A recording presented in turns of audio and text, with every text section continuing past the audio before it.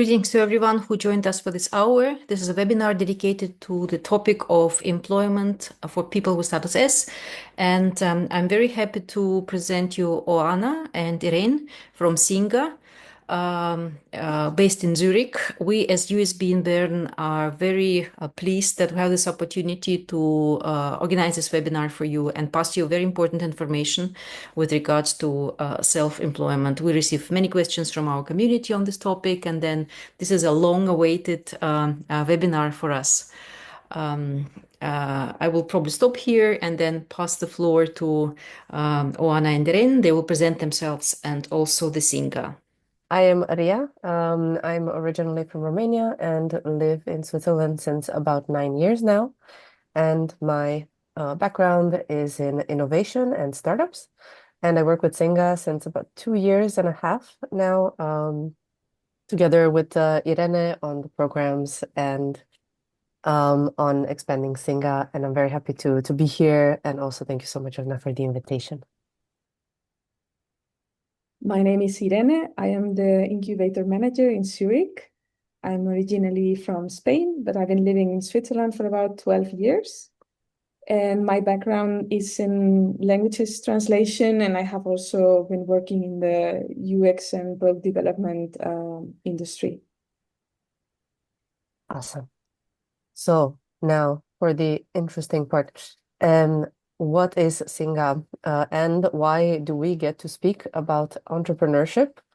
In general, Singa was started as an organization to make bridges between newcomers and the local population in 2012 in Paris.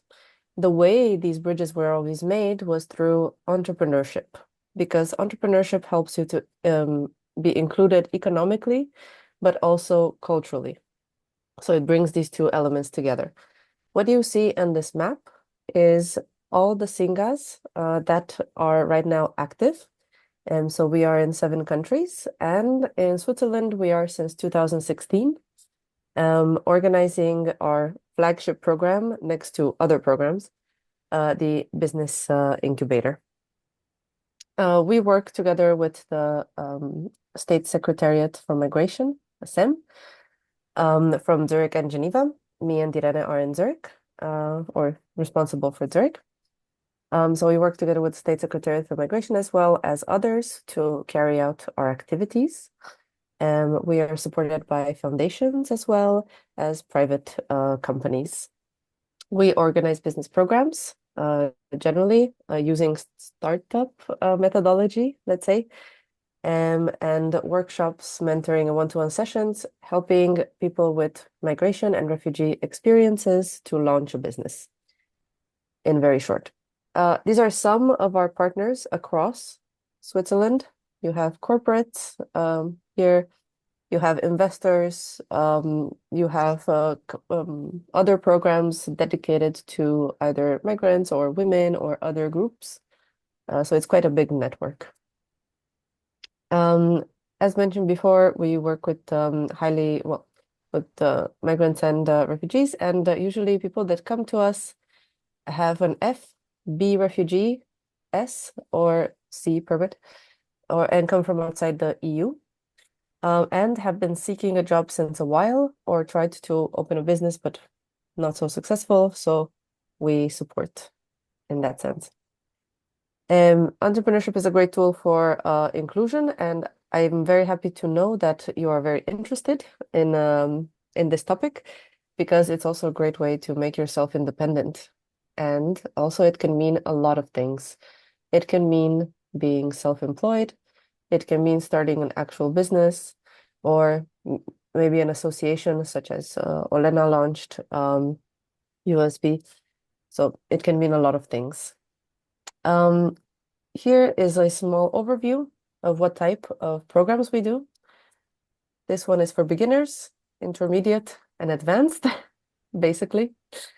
Beginners means you have an idea and you want to develop it. Intermediate means a program to actually found the business, which is the tricky part, especially if you are with an S permit or B refugee or F permit. And then here you've already launched for the accelerator, you already launched your business, you have clients, but you want to grow. And I will pass the baton to my colleague Irene to explain to you a little bit more on how it works. Thank you. So as I said in the introduction, I'm the incubator program manager here in Zurich. How many of you are actually in Zurich or around the area of Zurich, German-speaking part of the country? Maybe you can write in the chat just so that we can have an idea. Or maybe Zurich people can raise their hands. Or raise their hands if it's more comfortable. I just don't see you, so well, it doesn't matter. It's just because we run this program in 2 cities at the same time, in Zurich and in Geneva. Okay, so Raisa, we have also the program in Geneva. Bern would be also for Zurich. Just for you to know more or less how we do. Here are the German-speaking in Zurich and the French-speaking in Geneva, also for geographical distance reasons. Very good. So what is the incubator program? As Ria said, it's our flagship program, and it's also the initial the start of the entrepreneurial pathway that we accompany. So it's a program that runs twice a year, starting mid-end of March until mid-end of June, and also from beginning of September to the end of November, beginning of December, more or less. So it lasts about 3 months, 12 weeks, not counting holidays, because on the holidays we know that sometimes children are at home and so on. So we don't have class in these weeks, and it's divided into 2 parts. First of all, before we start the program, we have a selection process, so that we can ensure that people who want to work with us at the right moment to do so, and also are committed enough to do so. So we do a small selection bootcamp. It's nothing difficult, actually. We give you some tasks, and then we gather all candidates to participate in the program, and they present the task in a very easy way in front of some experts of our network, who will pose some questions, and that's how we do our selection. And a few days after this, you get notified if you got into the program, but most people do. So as I was saying, the first part is about 7 weeks, is what we call the ideation lab. And there you come with your idea, and what we do is to research the problem, because our understanding is that business always have the aim of solving a problem for a person who's also willing to pay for this solution. So we research the problem, we understand who are your customers, and we decide a value proposition, which is like the basis of what you are going to give to the world, so to say, with your business. After that, we have a feasibility pitch with a jury. So a feasibility pitch is basically a short, concise, but very specific presentation of what your business model is.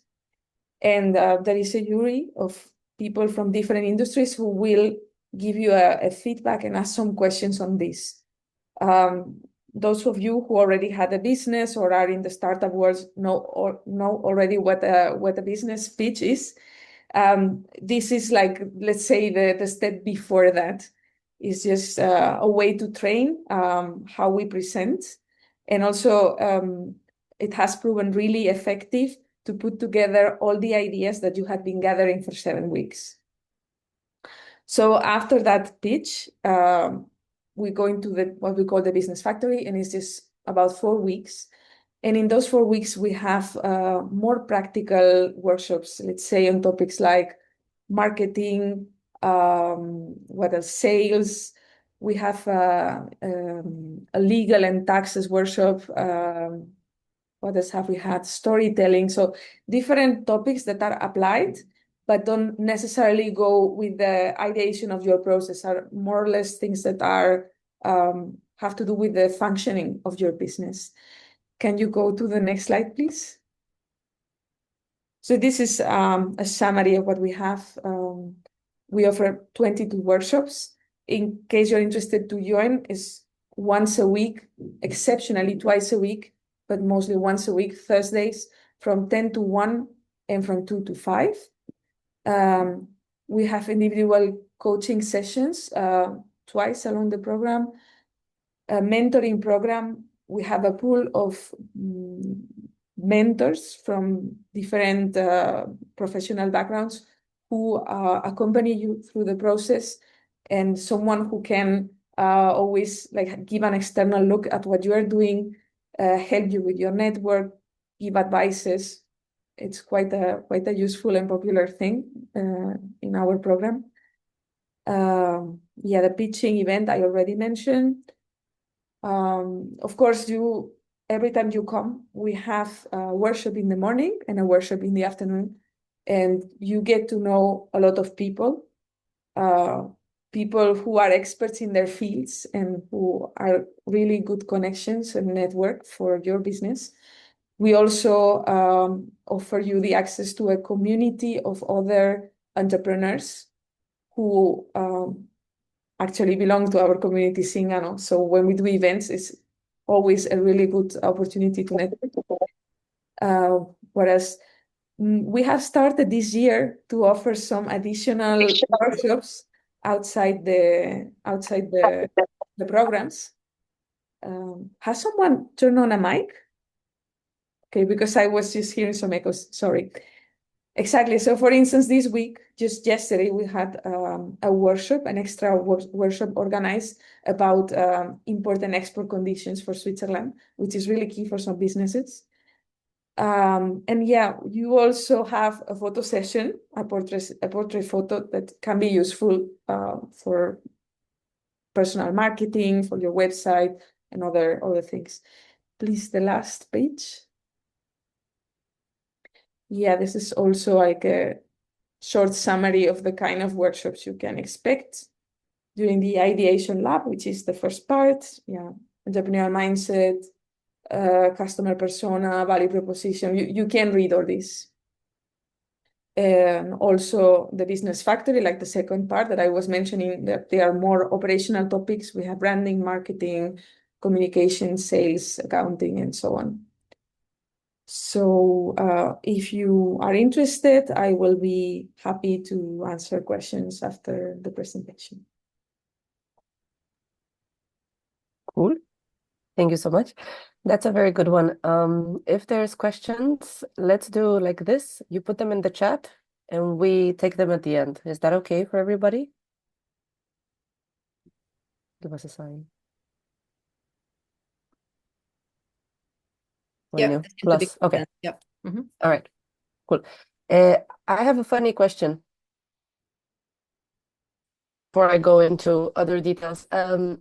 Who has already, from this group that is listening, entrepreneurial experience?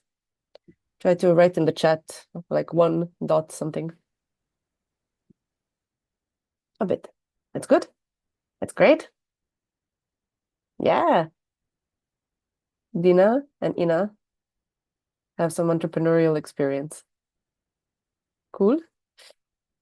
So then you know that having a business is not easy. And not for everyone, definitely. So exactly as Irene mentioned, but so far in Ukraine only. It's still very, very good. With the incubator, you don't only learn about, also good, no problem. You don't only learn about market research, but you learn about how to be an entrepreneur, how people in Switzerland think about business, how they act in business. It's also very important for success. And I wanted to mention that this is a very small country. So like I'm from Romania, Irene is from Spain, you guys are from Ukraine. Our countries are bigger. So business works a bit faster, quicker. It's much more fluid, while Switzerland is a bit slower, so you need a network. You need to know people. All right, moving on. Through the incubator program and some others, but mostly the incubator, we really have supported 3 out of 10 participants that start their own business. This is the same number as every business program has, and 2 out of 10 find a job, because if you learn about business in Switzerland, you can also fit into another business going forward. Right, the numbers, yeah, that's good. All right, so these are the questions that Lena has sent me from you guys. So we will try to answer them as well as possible in this presentation, and then we will go into questions. I will try to not speak very much. It will be about 15 minutes, I'm sorry, in advance. All right. So we have a mix of questions between what are formal preconditions to deal with social services, what is a good business plan, where Irene will also support with the questions later on that, and what are your obligations as business owners, right? So 2 parts of a business need to mention here. The first one is exactly as Irene mentioned, the entrepreneurship mindset, market validation, market research, value proposition. What are you selling? Is it going to last? Is it going to float? Are you going to be able to sell it in the way that you want to support yourself, if that's the goal? And the second part is the part where you make enough, where you found the business, sorry, taxation and stuff like that. And that's a very different part. We will speak more on the second one today, but don't forget the first part is really important. And it's also part of our methodology. When you open a business, the method we use is to make sure it's sustainable in the long run. So it doesn't die out in 1 year and you invest your time and money for maybe nothing. All right, logistics. If you have any questions, just plop them in the chat. We will come back to it at the end. Okay. So what does it mean to have status S? You guys know, you have it, some of you maybe. So it's a lot of text, but in very short, you are allowed to seek employment, you are allowed to open a business, but both of these things come with the social services beraterin, your social assistant. So they have to approve every move that one with the status S has to do. You have to apply for a special permission and a sort of work permit before taking up a self-employed work or work, regardless. And this is a bit different by canton. I linked here where you have to apply for each, right? Which is the cantonal authority for your canton, where you have to go if you want to become self-employed. Now, self-employed basically means in Switzerland that you are like a one-person legal entity. It's not exactly a company, right? And we will see what that means later. It's a bit different than opening a company. Yeah. So that's about it. Formal preconditions to move from social assistance to self-employment. Essentially, there is no clear way to do this yet. To become a business owner or self-employed, there's no precondition, but there are some guidelines. In all the cantons, it's more or less the same. So you would have to present a business plan to be evaluated by your social assistant, and you would have to report to them very religiously all the things that are coming in. So let's say you are masseuse and you have a client this month, sorry. So you would have to report, I had this one client, they gave me 120 Swiss francs, and this would actually then be taken away from your social assistance money. So there's a bit of balancing act. There's no precondition, but there's a balance act with your social assistant. If you were on RAF, right? RAF is chômage, like unemployment benefits. If you were there, then they would give you some support. But with social services, there is no support directly to get self-employed or with a business. There's only programs such as us, Capacity, Zurich, Alterstart, Jojoa. These are in the Geneva area as well. So yeah. So there's no clear-cut way, but we're working on it, actually. We're having a conference this year trying to address this exactly with the cantons. All right. Moving on, you asked, and I mentioned before that having a good business plan would be the first step to present to your social assistance person if you want to become self-employed. So the business plan has to contain, at the very minimum, number one, financial planning and a projection 6 months to 1 year. How do you plan to make money with this? A business concept description. Every detail, like why do you think this is a good idea? What is the concept? Where do you see it happening? With whom? All of that. Market analysis and competition. This is basically looking, okay, if I am a masseuse in that area, then how many other masseuses are there in Bern area, and will my business, like, can I sell my services? Is there enough space for me in the market? So you analyze your competition. There's much more to it, but in short. And then a very good description and pricing of products and services. And this business plan usually has about 20 pages at least. Who approves the business plan? Your social assistant or the cantonal authorities, if the case. Who can consult? As mentioned before, the only supporting organizations right now are NGOs such as Singa in Geneva and Zurich, Capacity in Zurich, Alterstart Jojo in Geneva, etc. You can also ask for help at the local and cantonal authorities, but they don't really have a formal way to, like, they might send you to some universities or institutes teaching entrepreneurship, and the institutes might not answer. So again, best bet is companies such as, well, NGOs such as ours. You can try to get, if you have a startup, a technology company, you can try to go into a normal startup program, but chances are that you will probably face some barriers. Again, because of the status S, there's a little bit of problem with getting funding, especially at the beginning. I see one question. All right. We will answer that at the end then. Okay. And examples of business plan, I linked to the official Swiss template here, but they are very complex. But if you want to see what a good business plan looks like, so the Swiss are very like fixed. The social workers, the people working for the state are quite fixed in their ideas, so they just want to see something standardized. So I linked to the standard thingy, so you can see where we are starting from.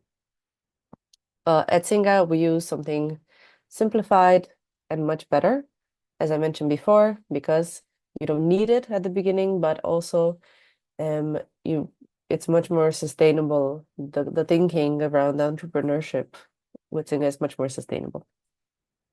All right. Getting deeper. Self-employment. This is information from one of our partners, so bear with me. Being employed, being employed versus being self-employed, right? Being employed, having a normal job, is generally preferred by social services, especially if you have social aid, social money coming to you. That's where the problem is. If you are with S permit, but you have a job and you are not with your social assistant anymore, then you're fine. You can open a business like a normal person almost.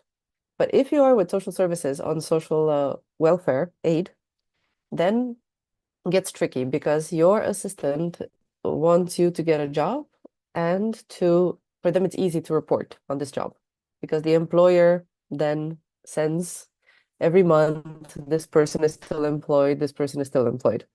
But when you are self-employed, it gets trickier because you have to do the reporting every month to your social assistant yourself and prove that you that you are gaining enough money so to support yourself, minimum 3,000 per month. Switzerland doesn't have a minimum salary, minimum guaranteed salary, but it does have an indicator. Let's say your minimum to earn would be 2,500 to 3,000. So the Swiss authorities will say, okay, we see that you can support yourself, self-employed, if you earn at the minimum this. Okay, well, it's also basically legal to be poor in Switzerland, kind of. Like, all right. There's another reason why your social assistant prefers you being employed versus being self-employed. With self-employment, you have maybe you're living from month to month. You depend a lot on your customers coming in. So they will want to see a very solid market research and business plan at the beginning to see that you can actually do this. But if you're employed, then you just get a salary every month, so it's simple, right? All right. So that's why with self-employment, it's a bit more tricky from the social services perspective. And this is why there is no prerequisite officially because it's discouraged, but there are some things that you can approach your social assistant with. You can manage the relationship. You can ask and say, I want to do this program, which is exactly for this. It's supporting me. I want to do a business plan. I want to do reporting to you. So you can build this relationship, but it's a case by case. So for us as well, when we work with people on social welfare, then it's a bit like that. We have to maintain also the relationship, and transparency is very key. All right. Now that you see that it's tricky but not impossible, we can go. I think I already talked about this part, but I will talk about later. Let's talk about the logistics, right? About the actual opening of a business with status S. So you are, let's say you have S permit and you just simply want to open a business in Switzerland. You have an idea of baking something or whatever. Yeah. You can register a business after the social services, as I mentioned before, after they approved that you can do a business, you can register a business super, super easy. All you have to do is go here. I should put this in bold like this so you see it. How do I? Let's say, right. So EasyGov is your go-to place. Oh no, it's not loading. Yeah. So this is your go-to place to register your business. There's 3 main business entities, same as in every other country that you can use in Switzerland. Sole proprietorship or being self-employed. You can be a limited liability company or a shares company, a shares-based company. Usually the first one, self-employment, is quite easy. You can register it also the easiest, and you don't have to pay anything when you register it. If you have GmbH or AG, GmbH is limited liability in the German-speaking part. In the French-speaking part, it's called SARL, and AG or SA, this is the shares company. They both require capital to set up. If you have capital on the side, social services get really, how to put this, really suspicious where you got the money. If you're employed and you don't depend on social welfare money, then it's no problem. You can set up the other 2 as well. Right. As a self-employed, you can register by having 2 or 3 invoices, basically, and or contracts. And then they will prompt you to register for social taxes, like your pension fund, the hospital, the first pillar.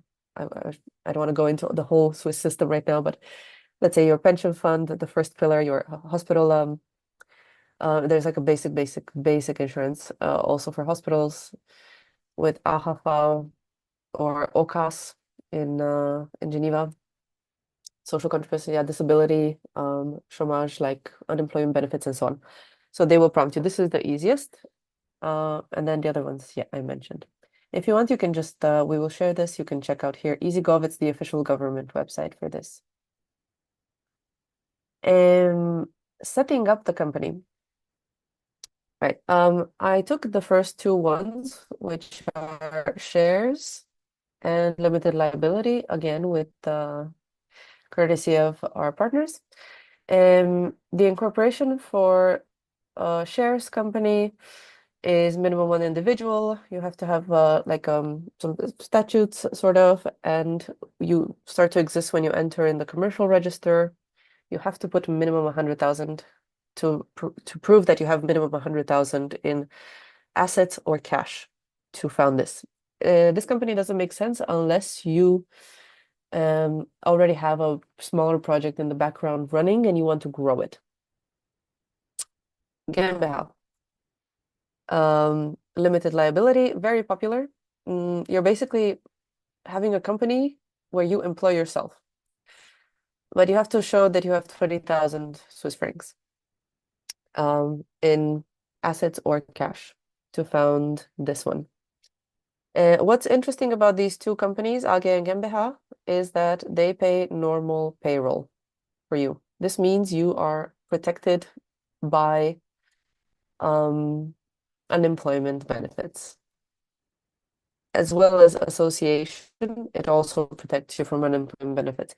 If you have self-employed, sole proprietorship, there's the advantage that you don't have any tax for registration, or very small, but you are not protected for unemployment benefits. I will answer afterwards. Sorry. So you're not protected for unemployment. It's quite a big disadvantage, actually. Also, your pension fund is weird. You don't want that. But it's for free, so that's good. And then for association, you need minimum 2 individuals as founders. It's quite easy to open. You need statutes, which are like your core reason of existing, why you want to open an NGO, not for profit. And you eventually will be able to pay yourself a salary if you want, but afterwards, maybe. And it's also a small tax for registration, but you need minimum 2 people. Yeah. Sorry if it's a bit long. I will try to keep a little bit of this short. If you are, this is important. You asked about taxes. How do you do taxes? If you're self-employed, let's say you're going great. You're on S permit. You're self-employed. Everything's going great. Probably you will have to pay like a source tax or something. No, sorry. You will have to pay some taxes, whatever, to the state. They will send you probably something at home, but you just declare what you earn as normal personal tax. You don't have to do audit. You don't have to do accounting. It's just simplified accounting. One spreadsheet with incoming, outgoing, profit, loss. That's it. And you just pay on that. With GmbH AG association, you have to do simplified audit if you're under 40 million, I think. What does it say here? And under 250, so you just do simplified audit. This takes very little time. It's very similar to just having the incoming, outgoing, but you also have to show a bit, are you paying the salaries correctly? Are you paying the contributions correctly, and so on. So that's about it. It's not such a big deal. From both of them, you can deduct expenses, as probably you can also in Ukraine. If you have a business, you can deduct, like if you use the car, if you bought like at the restaurant something, some clothes for the business or for your business trips, whatever. So you can do that as well. These rules are, by the way, valid for everybody, status included. That's why I'm not mentioning it anymore, because once your social service person tells you it's okay, you just go on with this. This is boring. I will just send you afterwards types of taxes. But this is a bit what I wanted to also show. The difference between independent, which is self-employed, and non-independent, right?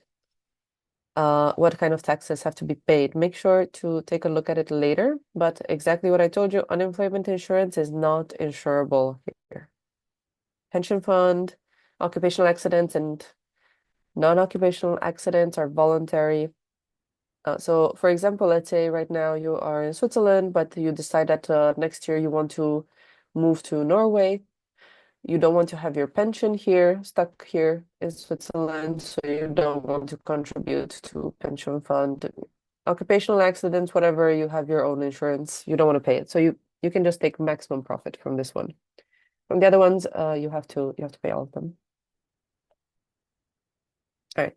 Double entry accounting, simplified accounting, this I mentioned already.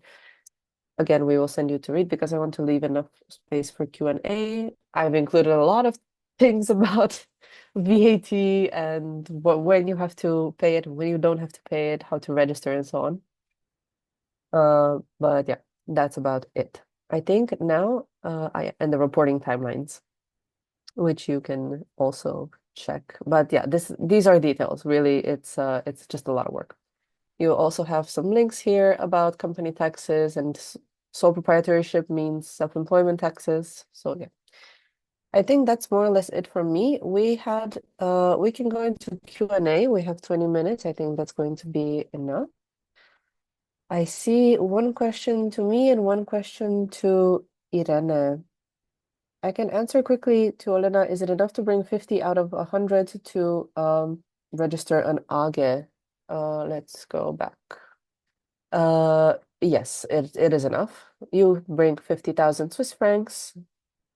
But the other, so that's cash, right? You show that you have it. You don't have to pay it anywhere. You just have to show it. It's your money. But the other 50,000 has to be in assets with the invoices in value. To Raisa, really quickly,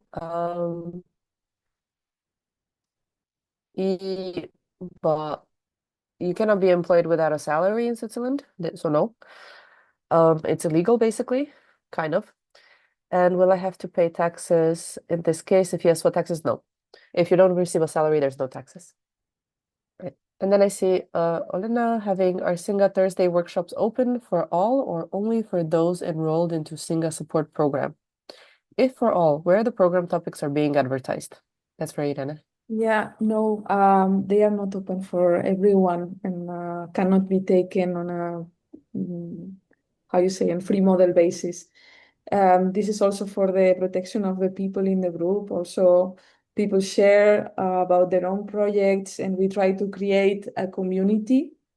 So exceptionally, there is this one topic that you really want to go to or you need information, we can discuss it, but no. Maybe it's worth mentioning something that we do have community events, and some of them have interesting information for entrepreneurs. This would not be so far-fetched, right? The community events, you mean the additional workshops? Yes, those can be attended freely by any member of our community, but they of course don't have the same sort of content that we have on the morning workshops, and it's a bit of a different concept. They normally last for 1 hour, and we don't work on specific tools of entrepreneurship during them.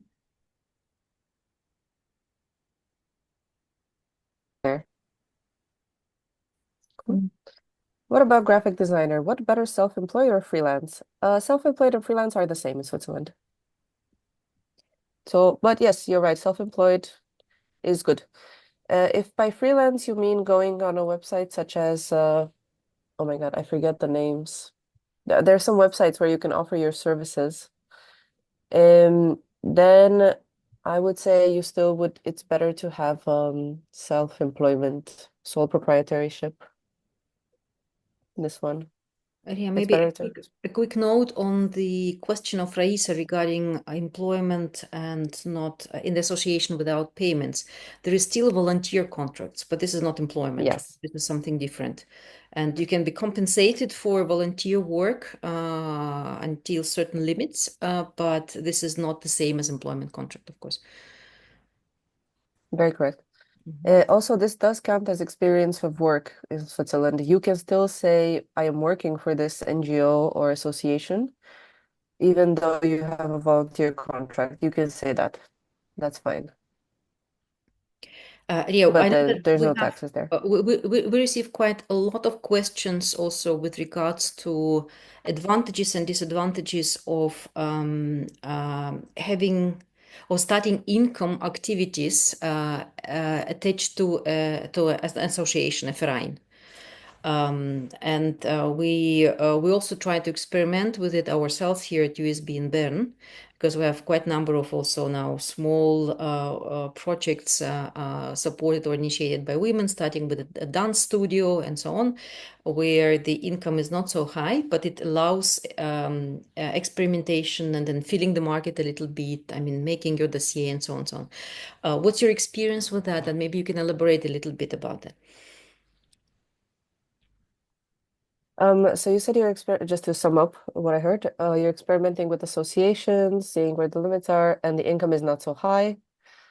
What can I say there, in a sense? Like if it's a project that is only meant for culture or stuff like that. I mean, some of these projects, yes, but some of the projects, of course, have a potential to grow into small businesses. I mean, if not profitable, super profitable, but at least for covering costs, including a minimum salary. Mm-hmm. I mean, again, we go back to the financial planning. So let's say you start a small project and then you see it grow. You start to plan, okay, I have more workshops, or sessions in these 5 months of the year and not so much in the rest. You start to make projections and you start to do a little bit of market research to see how much you can grow it. And then when you're ready, you can also found the business after you've validated your idea, right? So that's why we recommend always validate idea first, see how it works, and then found the business. One thing that is a bit tricky is that if you are a person with on social services, if somebody is a person on social services, then it's pretty hard to validate an idea. Validation means you start selling slowly your service, right? So you try to start growing. But if you start selling your service and you receive money from the state, you need to declare that. Sure. So it's a bit tough. Also, always a good idea to try to be in collaboration with somebody local. That's why we also insist on the network, right? So because the local person can sell, so you can validate your idea, let's say. But yeah, it's a bit tricky there. And then usually in Switzerland, people first start with the selling and then they found the company. Anyway, the state will tell you, even as a normal permit, right? Normal working permit, they will notify you, hey, look, we saw that you started this business, so voila, please start declaring stuff. Sorry, did I answer your question? Yes, certainly. But of course, I mean, we are supporting this sort of initiatives under the condition that it's all transparent. All the accounting is being kept according to our rules, and then of course it's all reported to the social assistance. Yeah, we had this interesting case at some point that, I mean, interesting. The social assistants were really, really nice and supportive. So the idea was that we had several participants, they were starting their business, so they had to start selling, right? And then we said, okay, look, Mr. Social Assistant, this person is on social services. How do we do that this person doesn't get their money cut if they start selling stuff? Because if they start selling a product, it doesn't mean that if the product costs 50 francs, that's profit. It's not profit. The materials, the time, everything was 51 francs. They're in minus, right? So then you do simplified accounting. It's I don't have like an example here. Damn it. It's T-based accounting. Incoming, outgoing. That's it. But you need to show. You gave materials, you gave this, that. You know, you need to show that you can track your costs. So yeah, that's a bit tricky there, but you can still do it. And also the assets then belong to the Verein, to the association, not to the person individually, meaning that the person Yeah, you can. develops certain activities where association supports or provides platform, and then things are acquired and by the association, etc., and then the person is paid for basically labor. Yes, I mean, Singa is an association in that sense, right? This is how we work. Me and Diren are not volunteers. Our colleagues are also not volunteers. We get paid market salaries. With associations, you have limits on how much the salaries can be. It's usually a lower limit, but it's fine. And how compensation, you need to mention in the statutes at the very beginning that compensation will be done, you know, for a core team. But assets belonging to the association, yes, but if it's a nonprofit, it has to have a cause, it has to have statutes. This much detail would have to be talked with a professional. There's some other questions in the chat. Yeah. Okay. Kizu. Okay, Kizu. If I want to give for rent my car, do I need to become self-employed or only give tax declaration once a year? Probably both.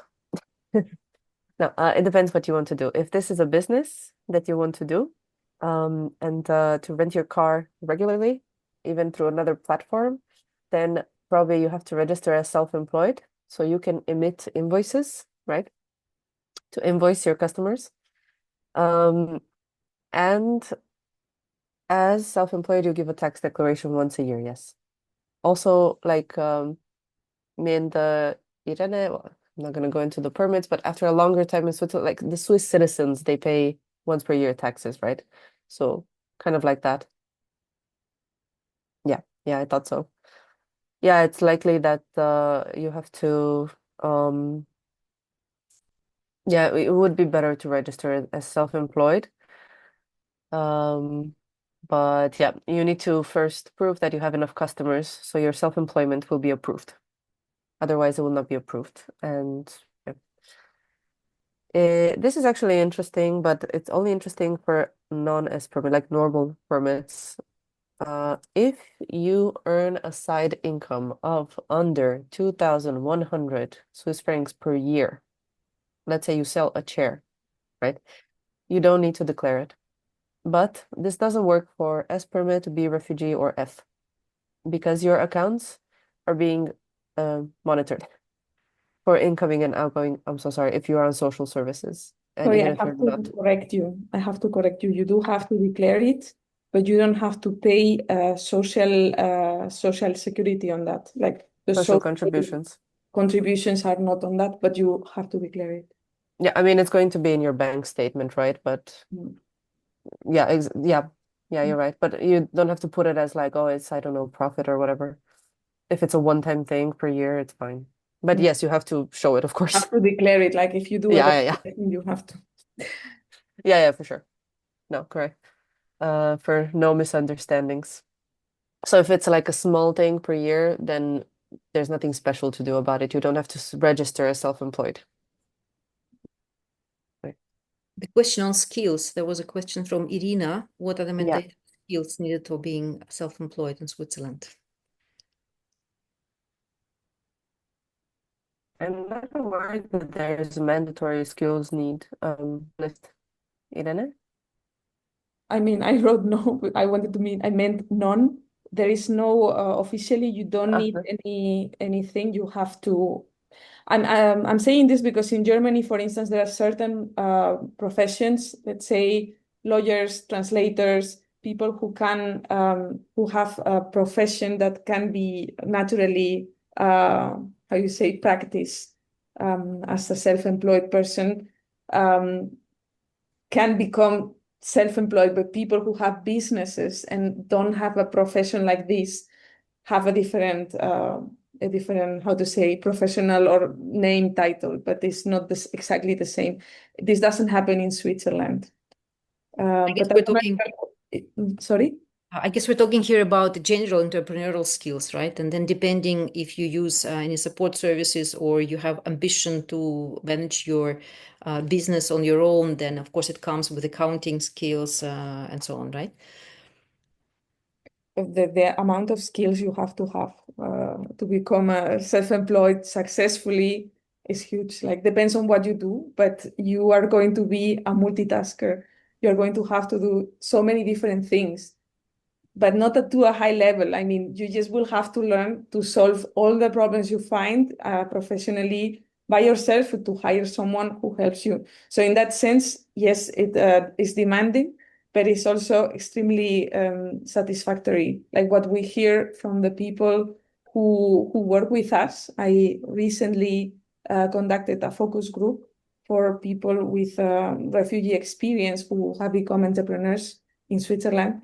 And they mentioned that although this may seem scary, that you have to learn so much, it was actually something that was really satisfying for them, because they could see how much actually they could do that they never thought they were capable of. It's very life-affirming, isn't it? Absolutely. Oana, maybe one question, which, I mean, again, we also receive from people here, is about support services. You briefly mentioned it in your presentation, but I mean, given the person is just a beginner, and I mean, of course, in case of Ukrainians with status as beginners are almost everyone, even with entrepreneurial experience from Ukraine, because I mean, you are swimming in completely different waters here. Who can provide support services in terms of, I mean, for persons to acquire these skills or to outsource these skills? And are there any programs, startups that are available for those with status S? You also mentioned that you're working with this well, you're in the dialogue with the authorities on getting people with status S integrated. Can you elaborate a little bit more into support services? Yeah, of course. For sure. Like now we are organizing a conference on asylum and entrepreneurship. It's called like this. Essentially, we are inviting the authorities, banks, civil society, other businesses, and so on, gathering a lot of actors involved in entrepreneurship to find a common way to support entrepreneurs that are with a refugee experience. This includes status S, F, and B refugee.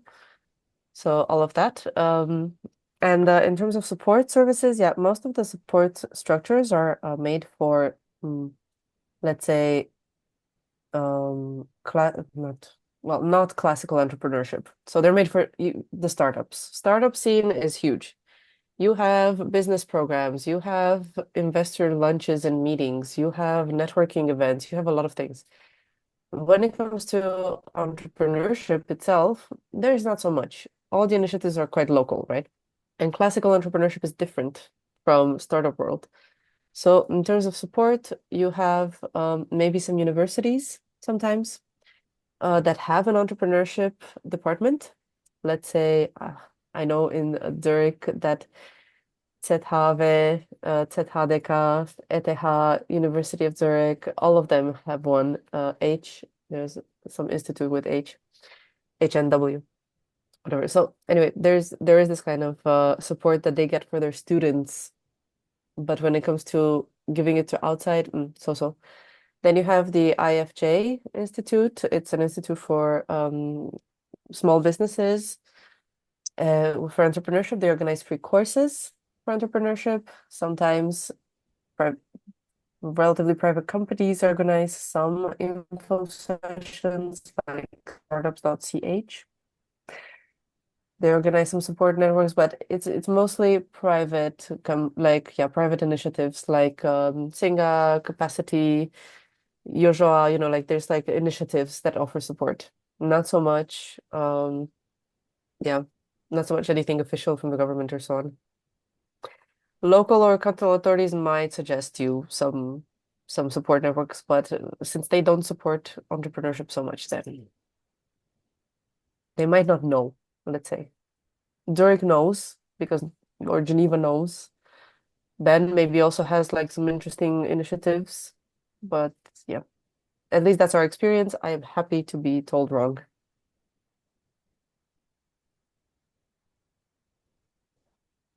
Maybe also one more question from us on the role of RAF. We are currently working actively with RAF on the issue of reaching out to Ukrainian community and making sure that the Ukrainians with statuses are well aware about the services and limits of the services that can or cannot be provided by RAF.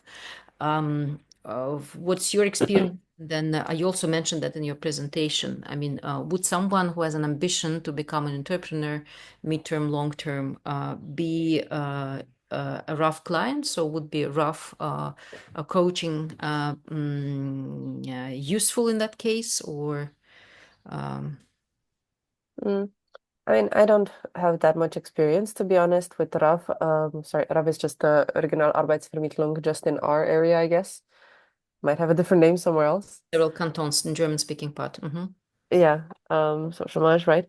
I don't have that much experience with them from the perspective of being a singer, to be honest, and I don't think it was super helpful before for other participants, but normally if you have a normal permit and you end up in unemployment with unemployment benefits, after a few months of unemployment, you can go to your caseworker and ask them to become self-employed, right? And then what this means, if it gets approved, you make like a small business plan. If it gets approved, you get paid for 3 or 4 months while you look for customers, right? But you also get some expert support that they might recommend you. This is how it works for normal permits. I don't know, to be honest. Maybe Irene, you know more here. I don't know how they would support so much, No, except for knowledge. be the People with same. S permit. Would be also Okay. like it's the same conditions that for people who are under social help in terms of time. You have a frame of, I think it's 3 months, in which you get supported with your normal unemployment contribution that you get if you have worked before. And after those 3 months, I mean, you get during these months, you can get some, not individual coaching, but you can attend some workshops that can be helpful on a voluntary basis. And after 3 months, you have to decide whether you continue, and then you are cut off this social or this unemployment contribution, or if you give up, you can continue normally with your unemployment benefits. Yeah. Right. So in terms of how it would work, let's say you go as a person with S permit on social welfare to get support from RAV. I don't think, I mean, first of all, the money's not coming from there, so yeah, it's a different insurance. There's one more. It's a clarifying Question? question. Do you mean a 3-month test period? Yes. Yes, kind of like this. It's also not very realistic to think that you will have the certainty if it's going to work within 3 months. So probably unless you before knew that you wanted a business and that it would work because you have done your research and validated and you know it can happen, probably in 3 months it's not going to, you're not going to really know, unfortunately.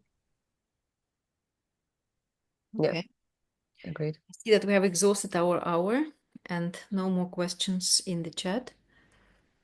So, Juan, Irene, thank you very, very much for this condensed presentation. As I said, we will try also to further elaborate on some information from the presentation and share it later in Ukrainian also for our community. And then I would suggest probably, yes, that we could share the context of Singa first of all, and then those interested to follow this information and then stay with us in the dialogue with regards to self-employment and being employed under the Verein association. We have information channel, Работа, where you can join and then be part of the community. We share quite a lot of information related generally to employment, self-employment in particular. We just started to enter these waters, and then we hope very much for more partnership and more information coming from such experienced association as Singa.